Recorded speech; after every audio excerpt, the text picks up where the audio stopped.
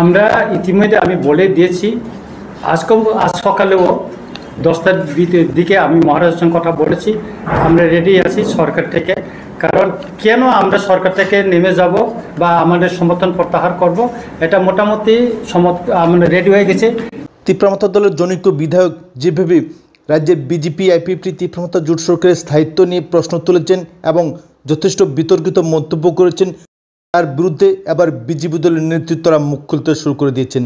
ইতিমধ্যেই পশ্চিম ত্রিপুরা লোকসভা কেন্দ্রের বর্তমান সাংসদ তথা রাজ্যের প্রাক্তন মুখ্যমন্ত্রী বিপ্লব কুমার দেব তীব্রমাত্রা দলের বিতর্কিত বিধায়কের বিতর্কিত মন্তব্য নিয়ে কড়া সমালোচনা করেছেন এবং তিনি এই প্রসঙ্গে যে ধরনের বক্তব্য রেখেছেন তা অত্যন্ত তাৎপর্যপূর্ণ।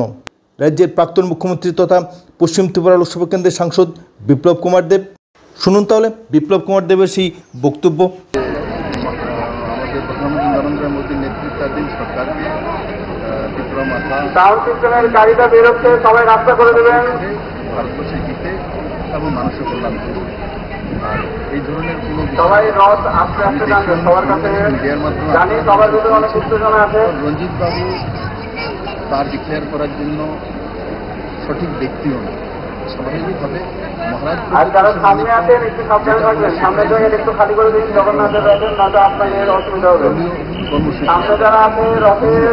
তিনি আরেকটা বক্তব্য রেখেছেন যে কেন্দ্রীয় সরকারের কাছে যে দাবিগুলো রাখা হয়েছে সে দাবিগুলো পূরণ হয়নি, সরকারের থেকে লাভটি ঠিক রাট করবেন দিতে বর্মার বক্তব্য। কেন্দ্র সরকারের কাছে গাড়ি বেরিয়ে যাওয়ার পরই জগন্নাথের রথ বেরোবে।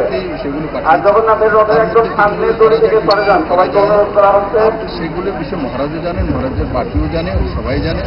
আর সবাইকে সব কিছু বলা সম্ভব না, যেটা নিয়ম আছে সেইভাবে হবে।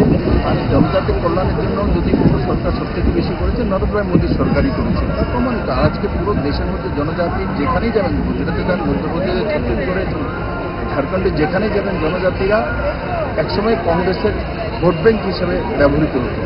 আজকে জনজাতিরা স্বাধীনভাবে নিজের ভোটাধিকার প্রয়োগ করে ভারতীয় জনতা পার্টি নরেন্দ্র মোদীর নেতৃত্বে সরকারকে শক্তিশালী